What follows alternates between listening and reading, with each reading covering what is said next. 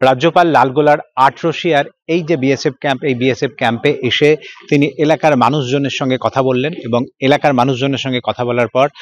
তিনি সাংবাদিকদের মুখোমুখি বললেন তিনি এখানের সীমান্তের যে সমস্ত সমস্যা রয়েছে এবং সীমান্তের যে সমস্ত মানুষজন তাদের যে সমস্ত প্রতিক্রিয়া সমস্তটা তিনি এখান থেকে নিলেন এবং তিনি এখান থেকে এই যে অভিজ্ঞতা সীমান্তের লালগোলা, ভারত বাংলাদেশ যে সীমান্তের লালগোলার এই যে অভিজ্ঞতা, সেই অভিজ্ঞতাটা নিয়ে যাবেন এবং এই আজকের এই যে দিনভর রাজ্যপালের কর্মসূচির মধ্যে যে বিএসএফ সীমান্তের যে সমস্যা তিনি এটা বোঝার চেষ্টা করেছেন এবং সেই নিয়েই কিন্তু দিনভর রাজ্যপালের এই যে কর্মসূচি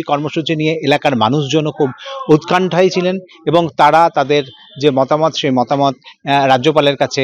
পেশ করেছেন এবং বিএসএফ আধিকারিকদের সঙ্গে দফায় দফায় বৈঠক করেছেন রাজ্যপাল এবং তিনি বোঝার চেষ্টা করেছেন যে কি সমস্যা রয়েছে অ্যাকচুয়ালি এই বর্ডারের কেন ফেন্সিং না থাকায় বা অন্যান্য কি সমস্যা রয়েছে সমস্তটা তিনি বোঝার চেষ্টা করছেন। I came here to interact with the